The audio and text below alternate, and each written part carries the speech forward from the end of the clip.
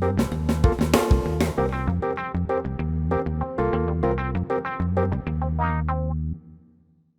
am Rama Vaidyanathan. I am a audiologist, speech therapist, and a voice therapist.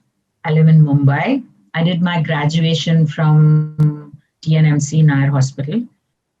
And after my BSc in audiology and speech therapy, I also did my master's in linguistics and phonetics from Mumbai University.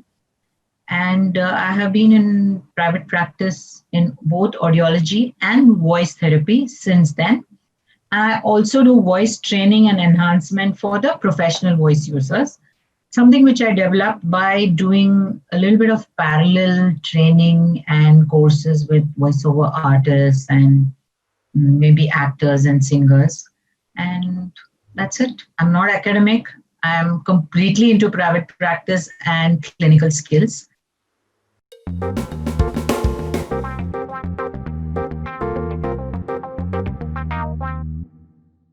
So when I grew up as a kid, now I always wanted to be an actor. Wow. So somewhere that performer thing comes in. But I was from a very conservative Cham Bram family, you know. So if my father was alive, he would be 100 years today. So at least 90, I think. Yeah, between 90 and 95. So obviously he wouldn't want me to be an actor. And but I was also academically good. So as with all Tambram girls, you have to study. Study is such an important thing for you. So I did my 10th, 12th, and my siblings were doctors. So my dad said, I think you should go into medicine. I wasn't very keen because I didn't want to work and slog so many hours, you know, to be a doctor. So, but I said, okay, I gave my exams and I missed my medical entrance. Maybe subconsciously, that's what I wanted. So by a few marks, maybe 3-4 marks. So I was very happy. Oh, I don't have to do MBBS now. And then I applied for all the things and I got into dentistry, but I didn't want to take it because I don't know, it just didn't appeal to me. And then I went for physio. I don't know if that's the thing in your time, you know, that's a hierarchy. So I went for physiotherapy, occupational therapy. I got admission there also. And those days it used to be in KEM hospital. And for some reason, when I went to KEM hospital, I didn't like KEM hospital. So, you know, like I was this very person who would go by how I feel and how I always do more by my emotional side. I'm still that way. So I went for the interview and they gave me the chit and they said, go and pay the fee. I didn't pay. I came away home and my mom was like furious. She said, what's wrong with you? So what do you want to do? So I said, I'll do something. Then I went for the audiology speech therapy thing in Nair. And I went there and I liked Nair Hospital. I liked the atmosphere. I met the set of people whom I liked. I liked the set of people whom I met. And I said, okay, I'm taking this course. So I enrolled myself and there I was. I didn't know exactly what it was, but I went with how I felt. And I don't regret it. I think it was the perfect path for me.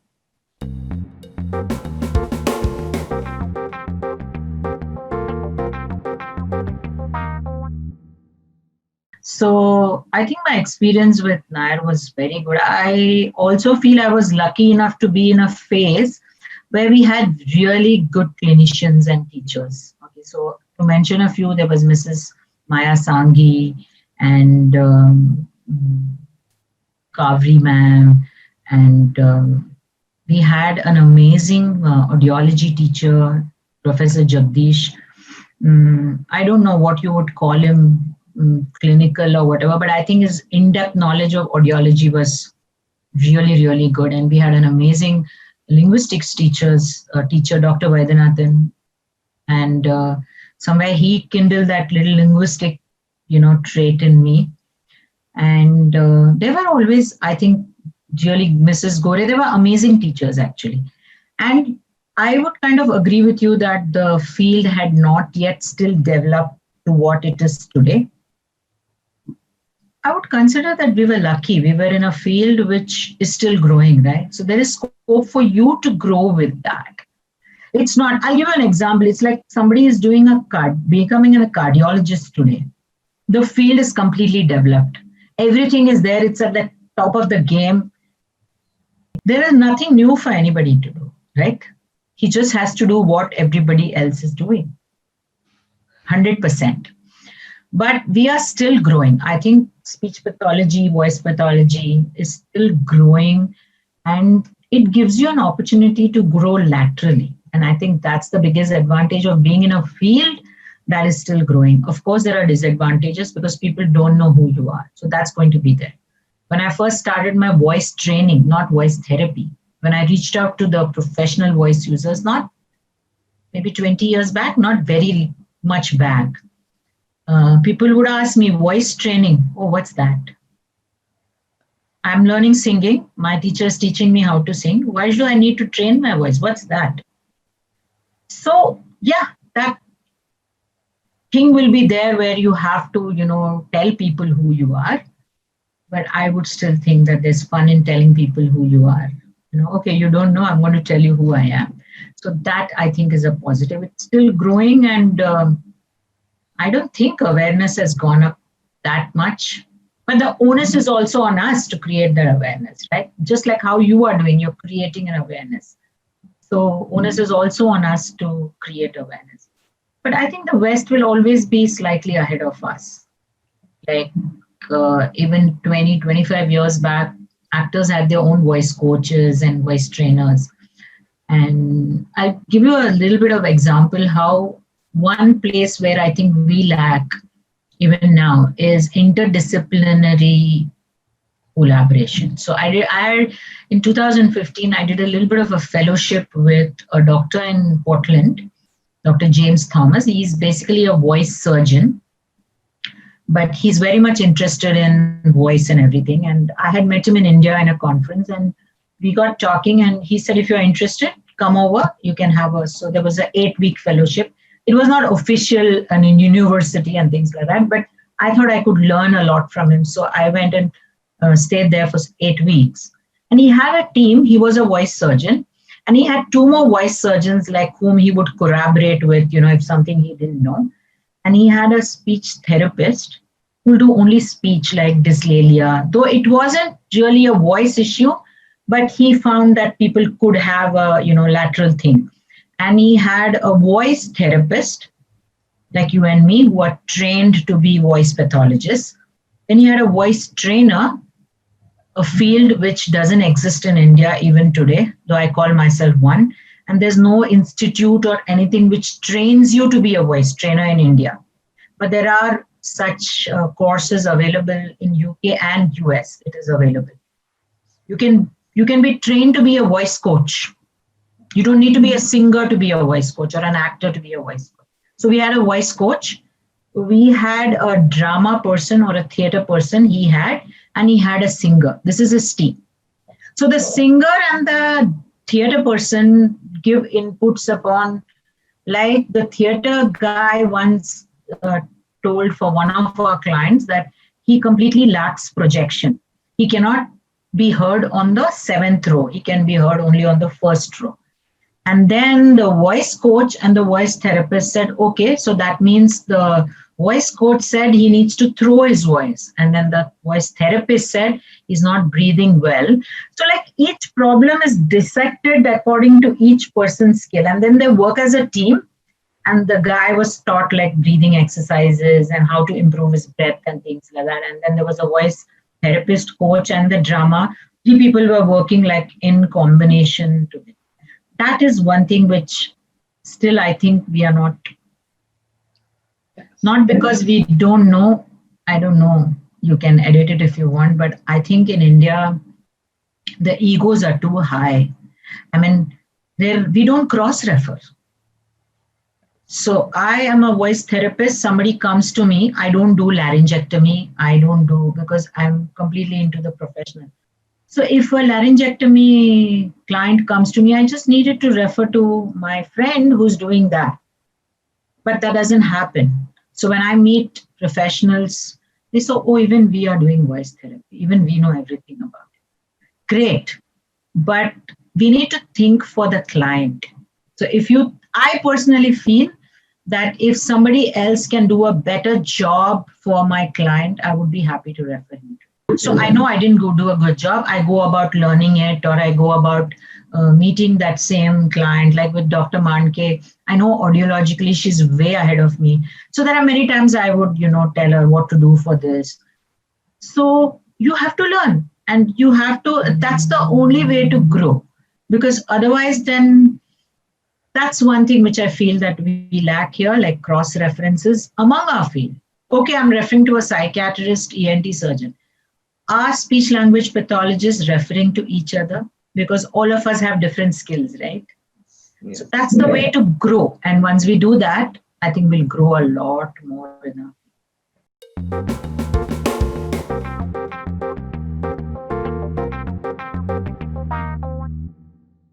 And I did my graduation, and slowly I realized my focus is not so much on academics, and I would always want to work on the clinical side. And so the journey started. I did a bit of private practice. I run a hearing aid clinic even now. And slowly, when I started doing the speech cases, I realized my interest was more in voice. And I started focusing on the voice therapy, voice pathology cases. And as you say, it's not just about you, your patients are also attracted to you, and it's guided, and it's come to a place where today I not only do voice therapy, but also do voice enhancement, voice training, which also started off as doing awareness or preventive voice disorders training and course like that for professional voice users like singers. So you taught them vocal hygiene and what not to do, and importance of warm ups and things like that. But I soon realized that that's very superficial. Most of them are looking for in depth knowledge on how to breathe, how to improve their range, improve their projection, and so many skills that are required as an actor or as a singer. And of course, being a trained classical singer helped. Like all Tambram girls, you go for music class whether you like it or not. So God bless my parents, they sent me to music class, and I learned music. And I started incorporating my musical skills and my therapy skills and my scientific knowledge. And I started dealing with clients, and they seem to be happy with me. So they keep coming back, the referrals happen, and it's a growth. I think you meet the right people, and they want you, you want them, and it grows. So now I completely work as a voice trainer, voice coach, mainly to singers and actors. I would still say there's a lot to learn, and hopefully, my clients and my associations will teach me more and more stuff. And let's hope it grows.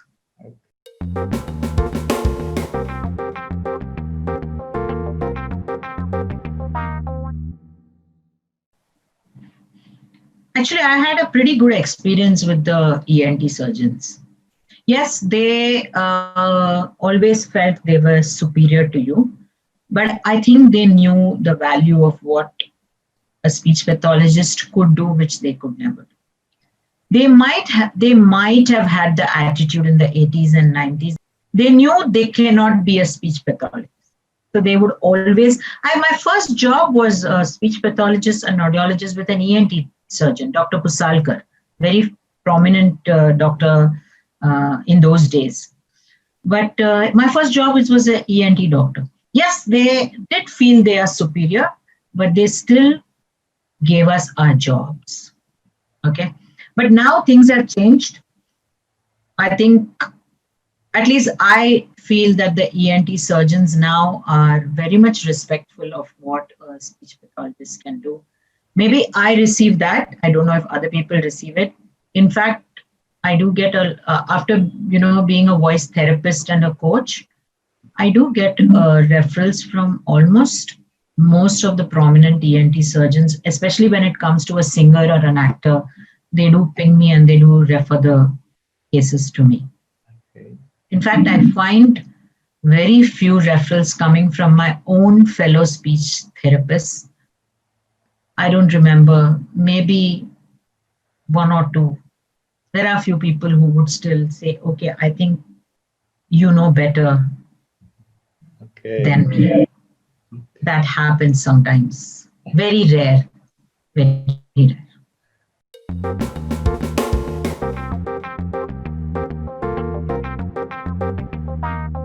Um, I learned music, when I was like 8 or 9, I went for the music class. As I said, all Tamgram girls go to learn Carnatic music.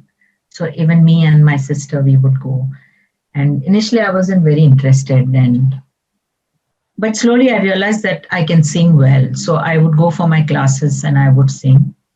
And I learned initially for about 12 to 15 years, must be.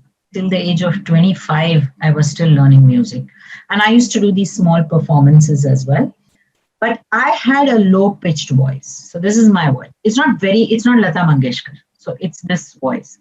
And I would always, when I used to sing, I used to always feel like something is happening here.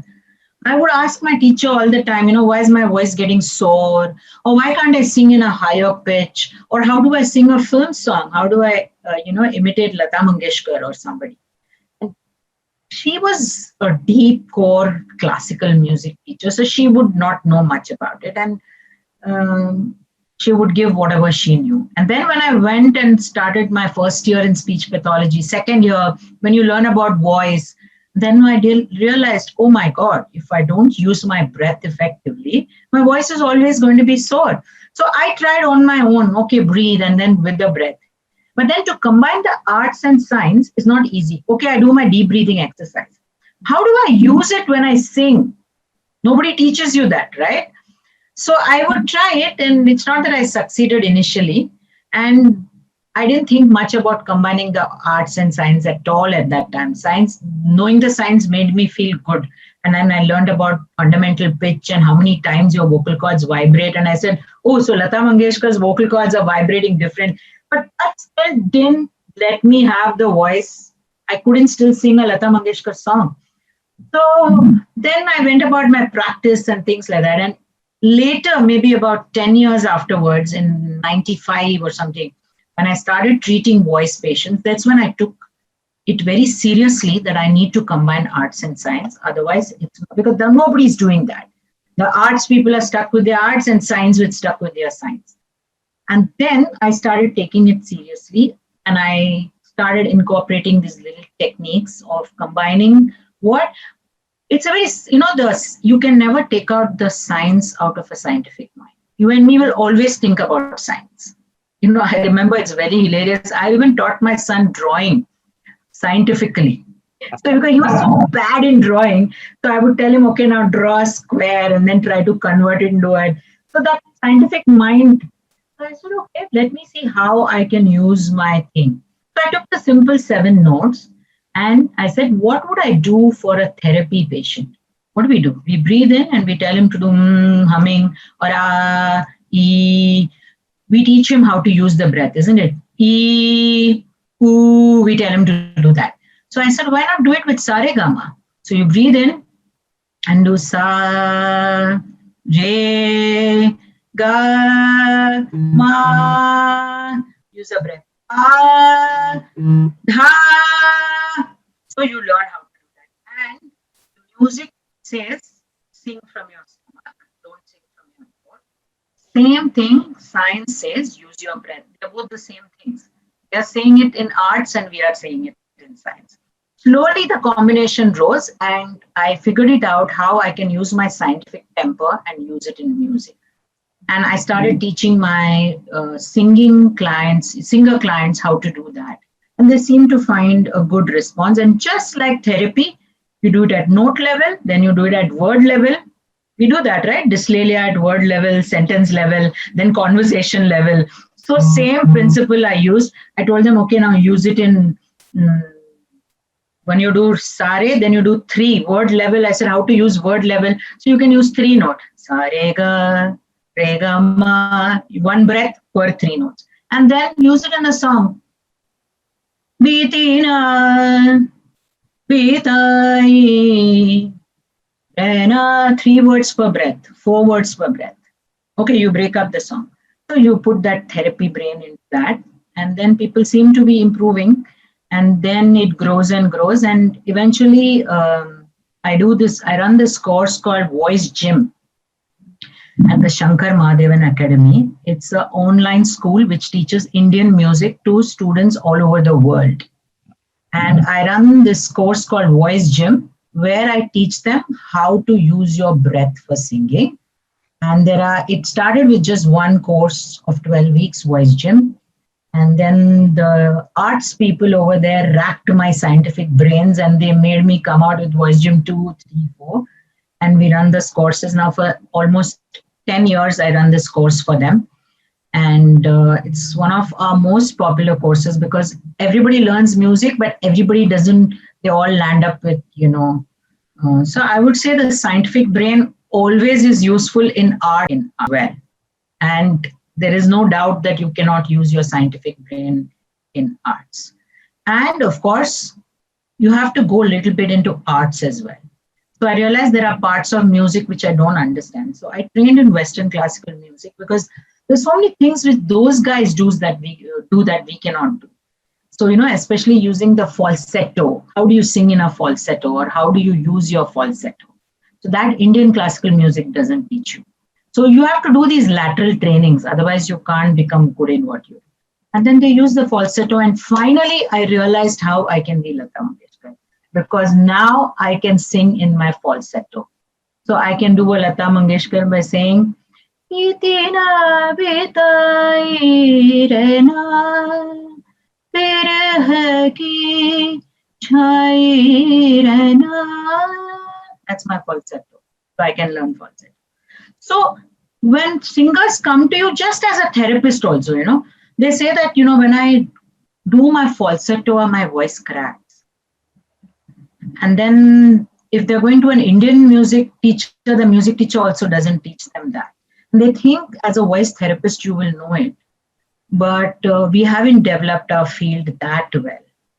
So that's when I realized that if you learn laterally, you can grow as an individual.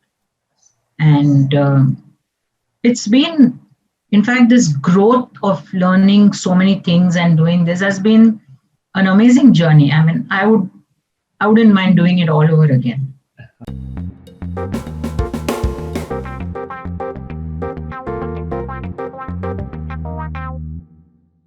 I'll tell you the challenging ones. So I don't think I mentioned it to you, but I also work on a third dimension, which I call the metaphysical or the mind body.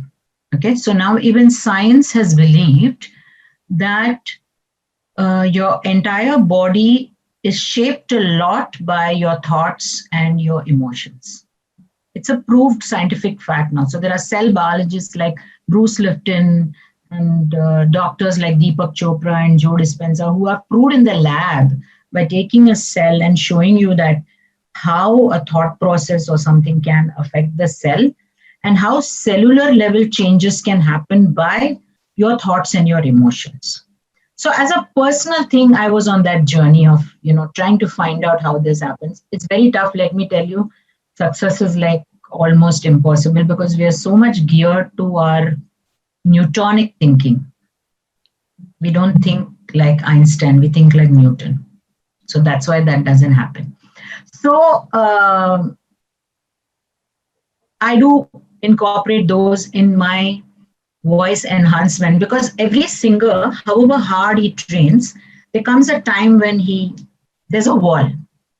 Like if this is my pitch, sa re ga ma, I can do 2 octaves, 3 octaves. What if I want my 4th octave? There's a wall, right? So there's a physical limitation that happens. And there I find that this thing happens. So a few clients who have caught on to that have worked brilliantly. So there was this girl, a brilliant singer, and she was trained in Hindustani classical, and she had this amazing voice and an amazing singer. And she, just like me, wanted to sing like, Lata Mangeshkar, and she kept trying the head voice. And she learned it as well. But every time she would go there, she would develop a crack, or she even got an nodule one. So her technique was right, but this was not happening. And then she came to me, and then we had a few sessions, and I found that all her techniques were brilliant, everything. Then she told me, my mom is a classical singer, And she told me that using your falsetto is not good. It's criminal. You should never use it. So I said, what do you think? She said, no, I think maybe. I said, maybe you're still holding that belief. Okay. So I told her that, can you have a chat with your mom? Your mom is also older now. And she actually met her mom and spoke to her. And mom said, oh, did I tell you that? But now, everybody is using everything. Why don't you use it? And then she just cleared that mental block. For her, it was easy. Always clearing the mental block is not so easy. So she did that and she was like this. So these days, I find most of my breakthroughs when they're able to crack that one belief. I'll give you a very simple example of this belief. You and me, I'm sure even you were in that generation where you were told, if you drink cold water, you'll catch a cold. Right? So I was always told that. But scientifically, you know that water is going in food pipe and your voice is in your windpipe. So how is it? Yes, cold can attract more bacteria. You can get an upper respiratory infection, which can from rhinitis go to pharyngitis, and then laryngitis a wrong way go. So it's more our conditioning that makes us believe. So if we can break that conditioning and say, no, I don't think cold water is going to spoil me, things can change. And then, so there have been many clients who, in fact, there was one boy who came to me, referred by one of speech pathologists, very senior speech pathologist, and he had a sulcus. And he had sung one song and he had become very famous. One song and he had become famous. And after that, within 6 months, he developed sulcus, which was again very unlikely for the sulcus to develop so fast. And he went to ENT surgeon. He took some therapist, and the therapist called me and said, we've tried for 3-4 months, So many times, like you also get all the dustbin. Nobody knows what to do, then it comes to you. So he spoke to me. We did some basic breathing and breathing coordination exercises, pitch range exercises, warm-ups and everything. And he seemed okay. Then I got talking to him and he said that I'm an untrained singer. I just sing. I have no classical training.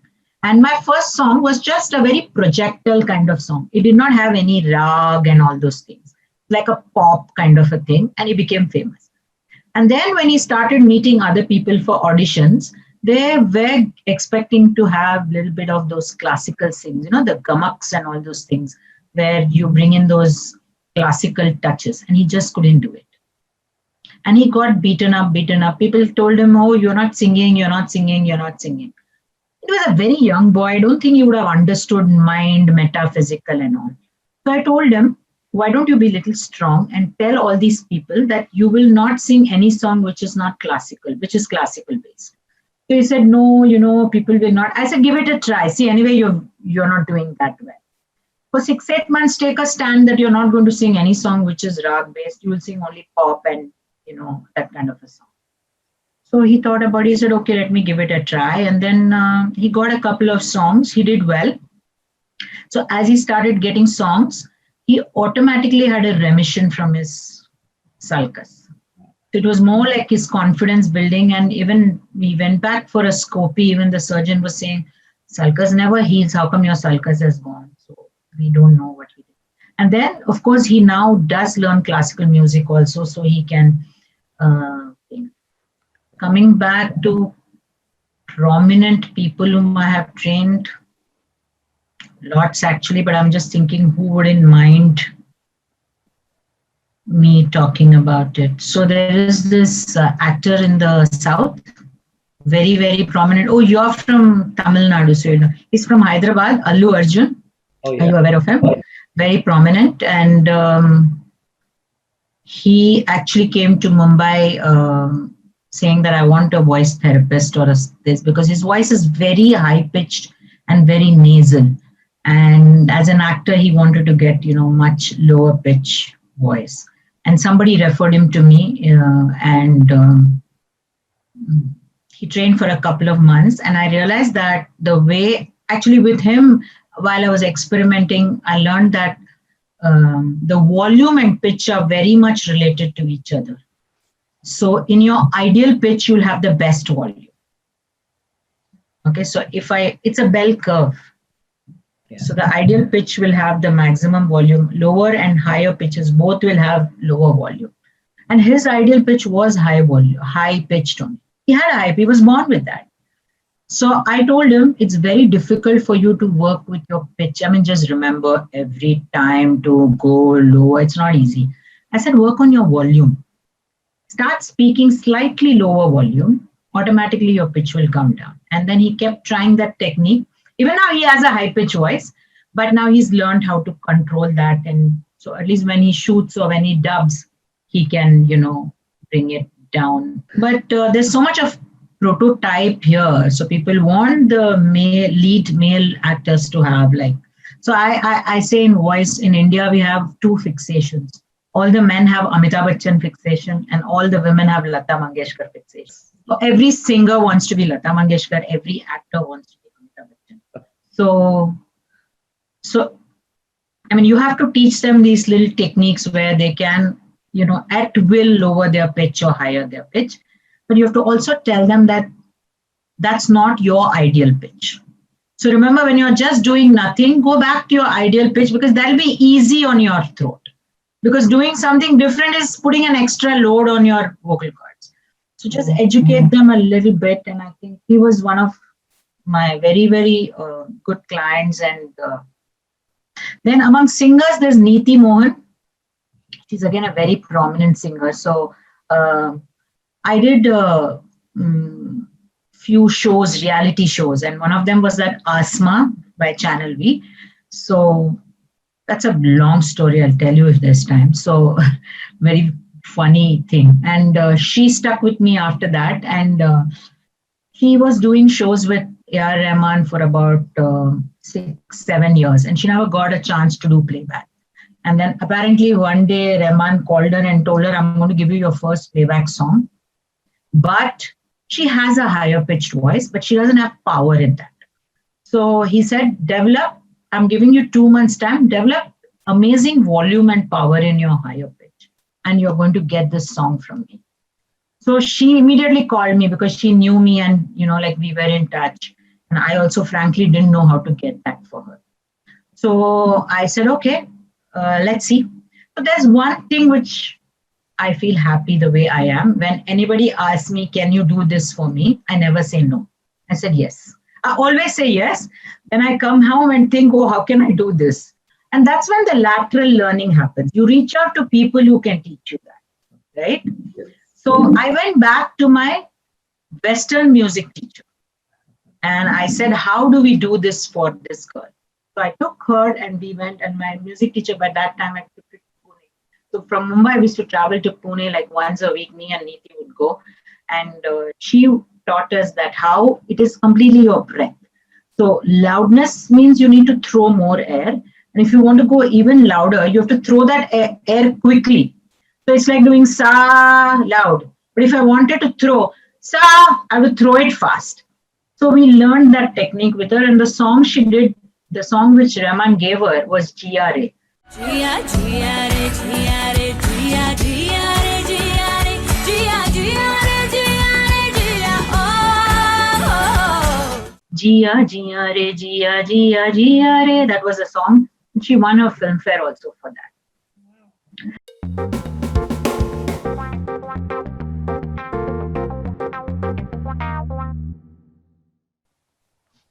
Nothing, your ears. You need to tune your ears so well that you need to. Yes, all that is needed. You can do voice analysis and you can show them where things are going.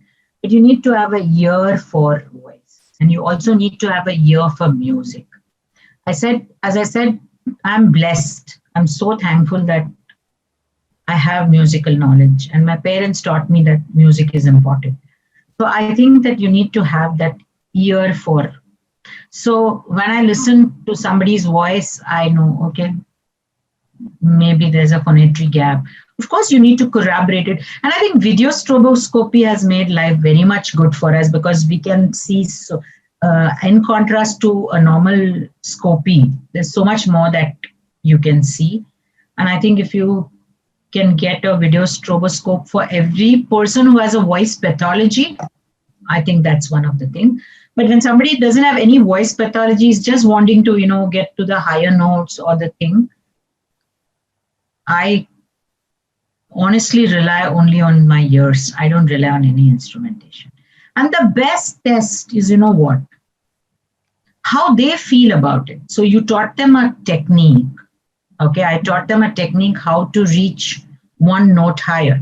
If he can reach it, that is the proof of your testing. You don't need an instrument to say, oh, now you can reach ga. But he can already reach ga. He knows about it, that he can reach the ga. So I am associated with a few ENT surgeons. So even for singers who are a little high profile, if I feel there's anything, I get a video strobe done. I do a voice analysis, doctor speech, just to have the basics. But I rely a lot more on me and how my client feels here.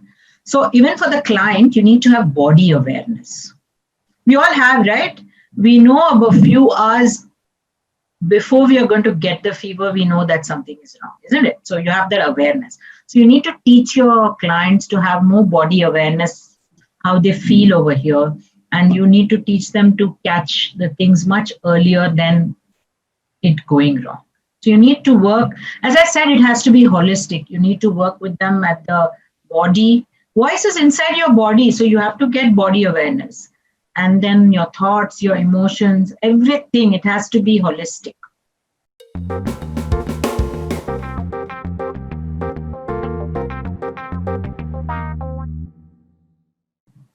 Even I have been there seeing that, okay, what do I want to do? And I remember in a very early conference when I was a student, I was listening to Dr. Pratibha Karanth, one of the most prominent speech pathologists in our field. She, in her speech, had said that, she said many things, but this stuck to me and I remember it even today. She said, our field is so vast. We do audiology, speech pathology, and speech pathology is so vast. So she says, don't be a jack of everything. Do just one or two things and be really good at that. So choose what interests you, what appeals to you, what you think you can be good at, and then pursue it and keep getting better and better and better at that. And that's the time when I decided that, I'm going to devote a lot of my time to voice therapy and voice training. And that's how I started doing. So that's, I think, a great advice for anybody who graduates today. You will agree that our field is so vast as compared to so many other fields. And we have to choose our own little specializations, maybe one or two. Otherwise, you'll be just a jack of all trades. Or you can go into academics where you need to know everything and then you could become a teacher. You have to be very clear about what you want.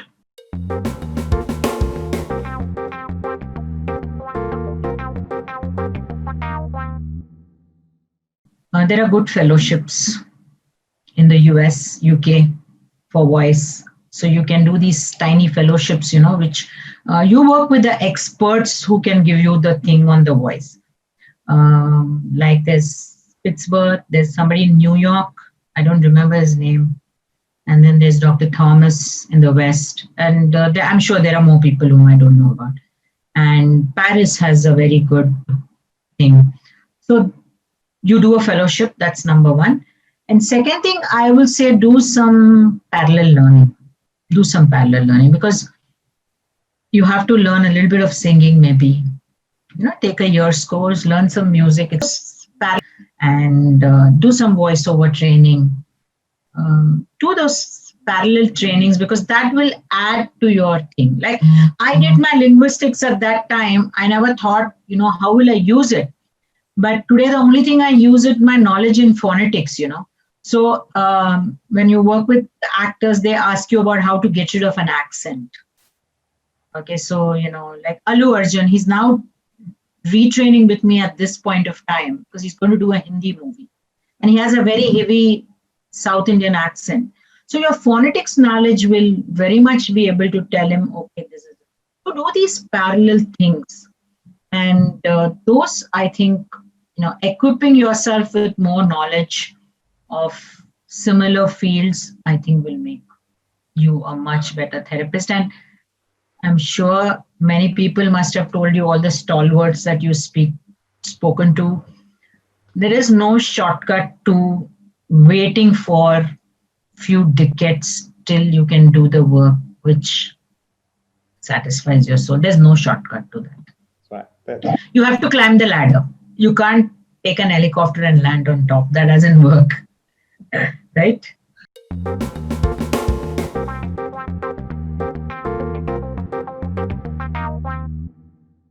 Credit for that will not go to maybe Shankar Mahadevan also, but this whole Shankar Mahadevan Academy was started by two people, Shankar Mahadevan, who knows music, and his technology friend, Mr. Sridhar Ranganathan. He is a computer software person who has created a platform. There are various software platforms which allow you to teach and do. So he has this platform which he created for this learning of music, and they started this online academy. And since Shankar Mahadevan is from Chembur, he knows me. But by that time, he had become a big celebrity and we were not in touch. So one day I got this call from Sridhar saying that Shankar Mahadevan has given me your number and we believe that you do something in voice, something in training. What is it? Can you tell us about it? So the credit goes to them for lateral thinking, And by that time, I had quite a few celebrity clients who had trained with voice and things like that. And I said, yes, I would love to speak about what we did. Then we met and we spoke about all these things. And he said, yes, voice training for singers is a must. And in the West, in fact, every music school has a voice training or a voice trainer. And we could have hired any Western music coach for us, but they don't know Indian music and we teach Indian music. So we need a course. He told me, can you create a course which is based on Indian music, but which trains the voice? So this was in 2010. And I told him, no, I don't know anything like that. And I don't know computers and I'm not at all happy teaching anything online. So the meeting ended there. Then about 2 years later in 2012, he called me again and he said, hey, you remember me? I spoke to you. I think we should do something together again. So by that time I said, okay, maybe I should give it a try. And he said, just write a Word document on how to train the voice. So I said, okay, I'll write it. And he said, write all the exercises, take a deep breath, sing the first note, whatever. And I'll have my tech guys create a more technically better script of that. And then they came up with a little more different script. And then he said, he held and guided this. And he said, now can you suggest how to create the videos for this? And slowly that happened. And then, as they say, that rest is history. And I would always be so thankful that they contacted me. They could have called anybody. I think it's God's grace. And you learn, because here what happens is after creating the course, I also take some students because they're in all time zones. One person cannot do. So I also trained other singers who are actually singers. They're not therapists. They also take my course. So I teach about 18 to 20 classes a week for them. And every student teaches you something. See, there is, as I said, the more you work, the better you get. And you have to be so thankful to everybody who's your client because he's allowing you to learn something from him. And you should check out the Voice Gym course of the Academy. Very, very popular and they're doing really well. Of course, it's like a small bit of the Academy. They are mainly into teaching the music. Okay.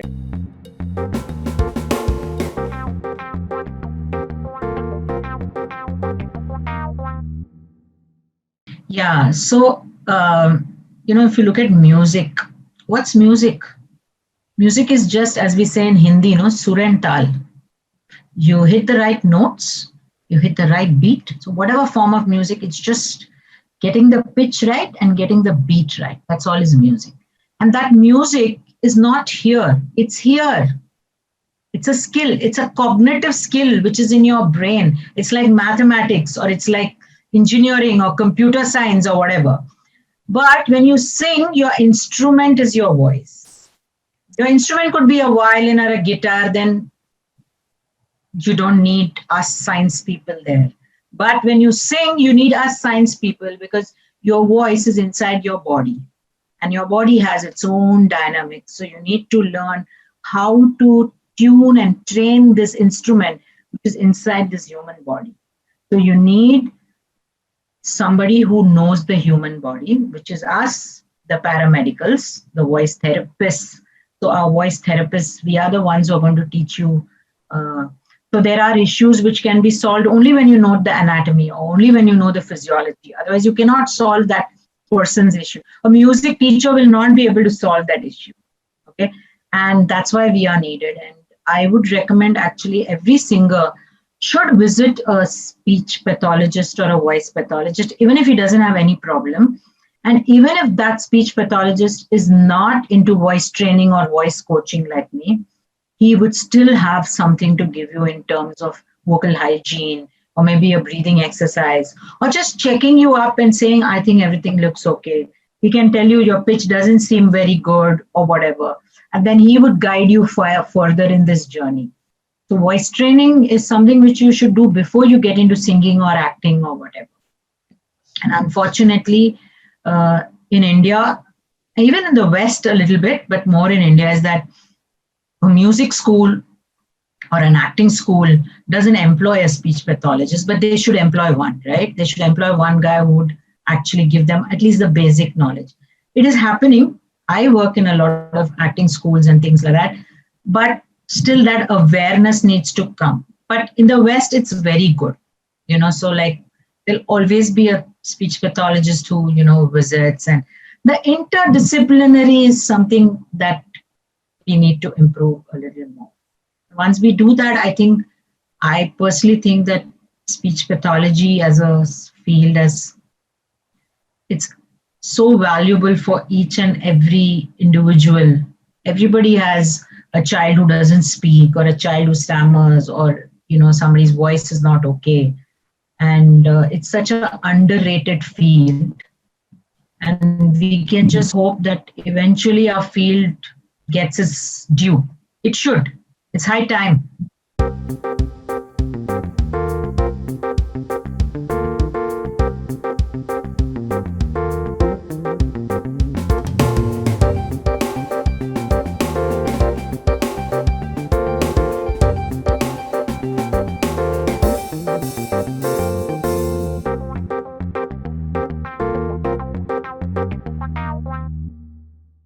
Yeah, just all speech therapists who are watching, go ahead, shine your shine and do your work, because I think it's a great field.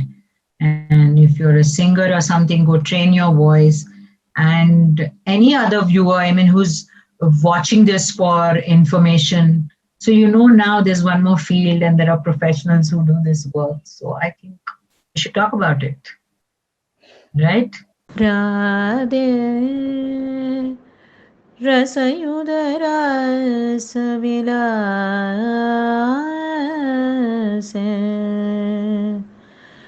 Radhe रसयुदरस विलास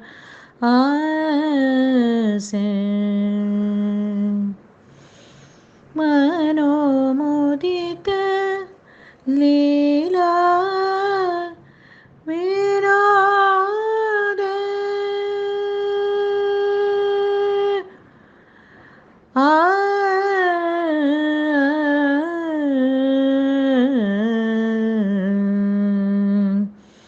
रंजशी सही दिल ये दुखाने के लिए रंजशी सही आप फिर से मुझे छोड़ के जाने के